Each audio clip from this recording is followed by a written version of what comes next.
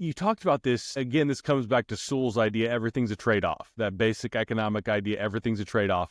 And I'm wondering, right now, we're looking at this trade-off. You've seen Elon Musk and Vivek Ramaswamy talk about, we need the smartest people in the world to come here and work for us.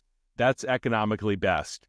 And you've got some other more kind of national populists on the right who say, we don't care what's economically best, which is kind of interesting. For all of my growing up, it was assumed that what's economically best and culturally best are the same thing.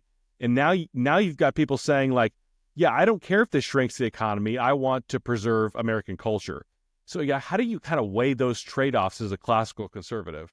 Yeah, and incidentally that second camp, they're being, I almost applaud them for their consistent principles, even if I might question some of them, because oftentimes what you'll have is more the argument of, well, yeah, but it's going to enrich the Elon Musk and the Vivek Ramaswamy. It's not helping me or anybody I know. So sometimes you do have sort of both of them, I think, in theory, are arguing for what is economically beneficial. They just have different ideas of it.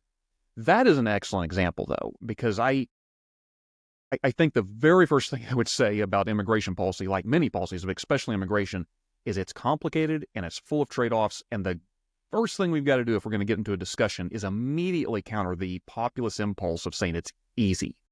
Here is the solution.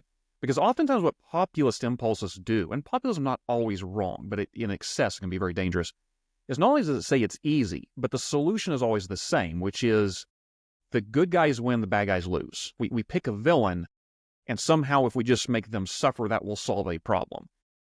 Maybe that happens sometimes in politics, but it's exceedingly rare. And I think this is the problem is almost what was the phrase, how do you solve the immigration problem? Well, you don't start from here.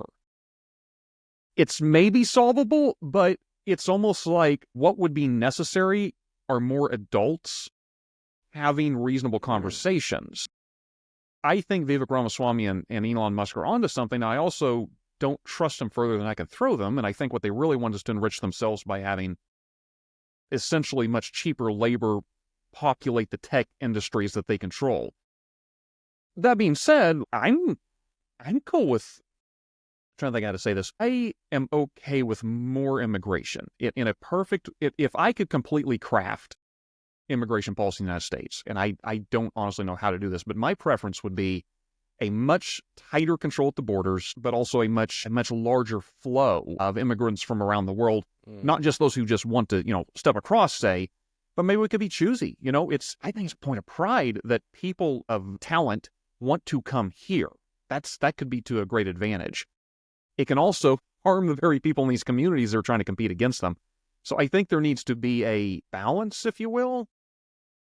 I don't know if this answers the question or not, but I guess that's my very first impulse is I don't know how to answer the question until we first deconstruct the seesaw of people claiming if we go all in this direction, that solves the problem. Yeah, I mean, it's on one hand, a lot of the left has been arguing that America is an oppressive dystopian hellscape. And that does not fit with the fact that people all around the world are banging on our doors trying to get in here, It doesn't square. And the other thing is, regardless of your politics, it has to be flattering that so many people want to come live here in your country. And also, I'm thinking either as a corporation, a sports team, whatever analogy you want to use, would you not want to recruit the best talent in the world to come here and make us better? On the other hand, I'm able to say that confidently because I'm not in tech and those are not the jobs that I'm competing for. If they said we're going to bring in 100,000 highly qualified therapists and I'm going to be working for BetterHelp for $10 an hour, I might have a different opinion, That's true. And that is something it's hard to think of a scenario in which your job would be outsourced as easily. I'm not saying it couldn't happen. Certainly with the virtual communications, we could do that.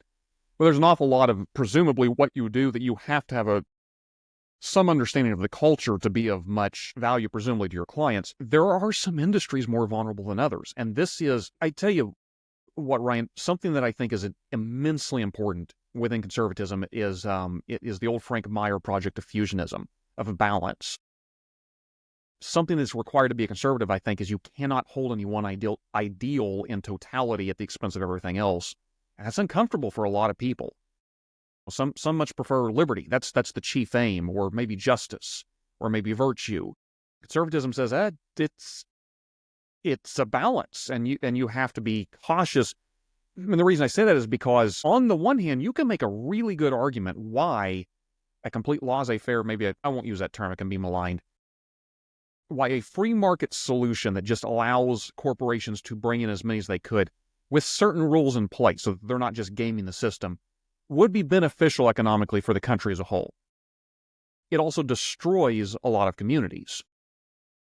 And there is a balance within conservatism that says, okay, maybe the gains are off, maybe the losses are offset by the gains, but sometimes when you destroy a community, you lose some things more than just the economics. There's Grace Olmstead wrote a book about, I'm blanking on the name of it, but she was essentially talking about the farming town she grew up in. At some point, farming towns are their own ecosystem. And as you start to lose small farms, you also start to lose the entire community that made that kind of ecosystem possible, so that you can't actually reverse this anymore. Now, maybe it's worth it to destroy all small farms for some economic gain. That's a conversation we could have. But I think there's a balance there to be held of attention, if you will, that we have to be mindful that sometimes economic gains do come at the expense of our communities.